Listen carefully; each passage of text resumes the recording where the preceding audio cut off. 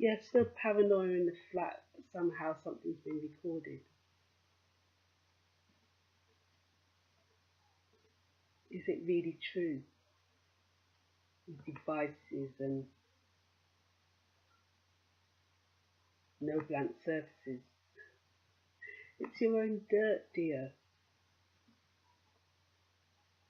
But when you go outside and you've already experienced, you've been private in your home, yet somebody is recalling what you thought was private when you walk past them and they're a stranger to you, and that happens. It really does happen, and you don't really want to be full of these kind of strange things in society that nobody wants to name or call, and they'd rather point a finger at you because how dare you talk about something so weird and so strange, or express what it is to be impacted by an illness or something worse in that way. And how dare you ever complain?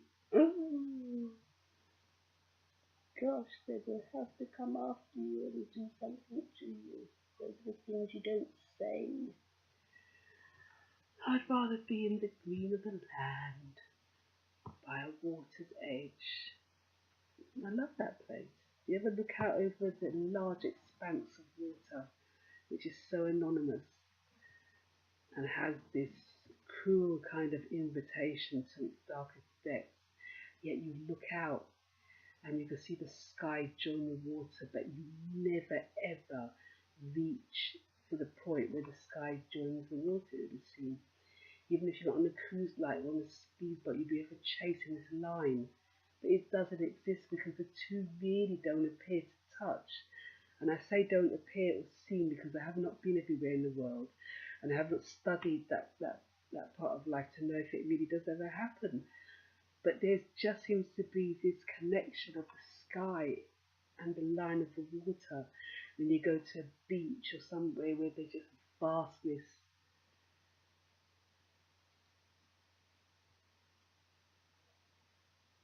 Vastness.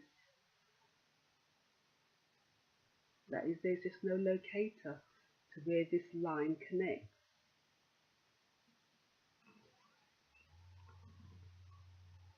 But it's there, and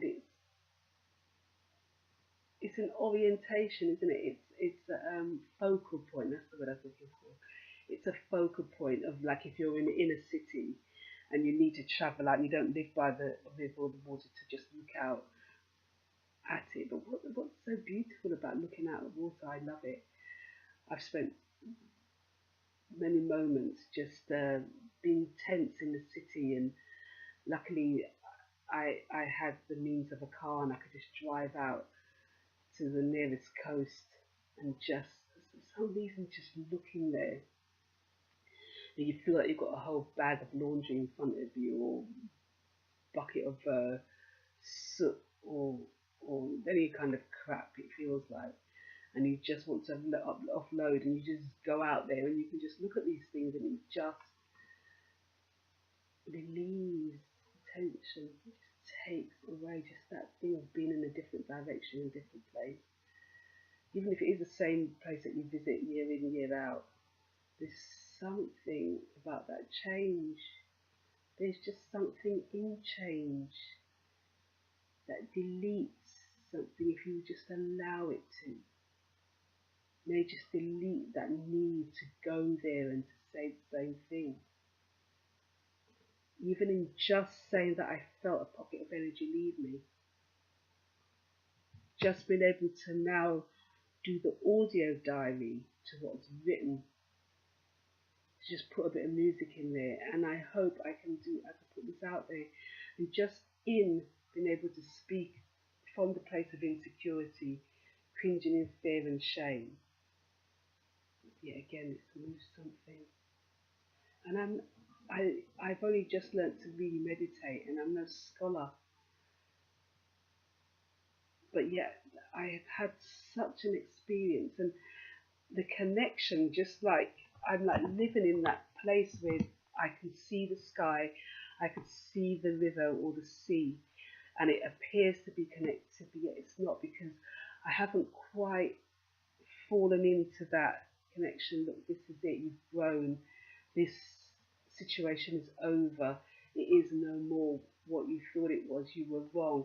Because I could still see the real, and I could still see and feel the energy. What I perceive from others is where they don't want you to be right about what they've done or things like that. And yet I want to cry, and I don't want to have to say that. I don't want to be there. I don't want that to be. I don't want to have to get over and for this to be therapy and for this to be the process.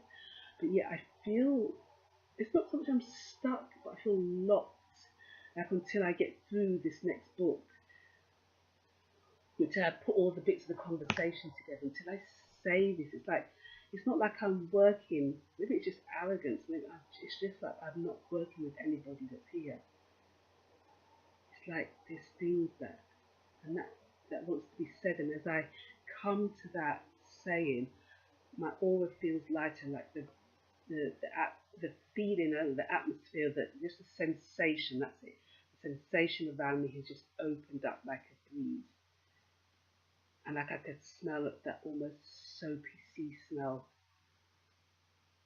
And it just feels better to make that connection, that I could write it, I could say it, and I could just get across that it is me, but it is a part of what's happened that I could just now make into fiction, and I can just detach. And that is the beauty of change, being able to detach. And maybe for all of those, and we've all been there. It's not that I'm saying we don't understand people who feel that need to go and have a dig, put the punch in, want to control this, I'll make her do that, it won't get you, you won't get out and do this, you won't be doing that, I'll have you locked into it.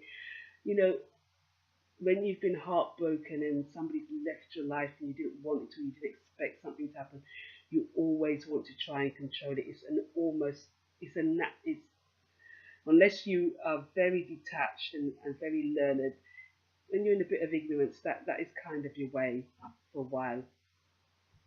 And for most of us, you want to do it, but you just actually don't bother get out there and do it.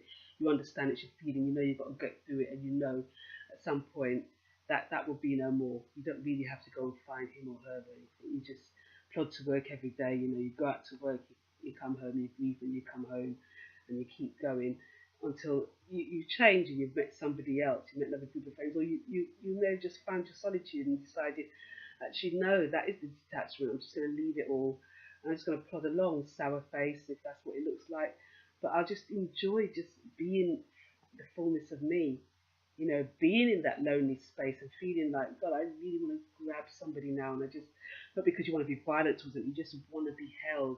But then you might be in that place where you want to be held in trust and love, and you don't want it to be a betrayal because maybe you're not in a place to accept somebody who can be open and love many. Maybe you just need that kind of monastic monogamy. But anyway, that fidelity that is just about you and them, and it's just exclusive. Because sometimes how you fill up is just having that other person be exclusive to you, knowing they've gone out and met everybody. They could have kissed anybody. They could have cuddled and touched up anybody. They could have said all those intimate things and been intimate with anybody, but they don't. They may go around the world. They may just go around the local area, but the whole point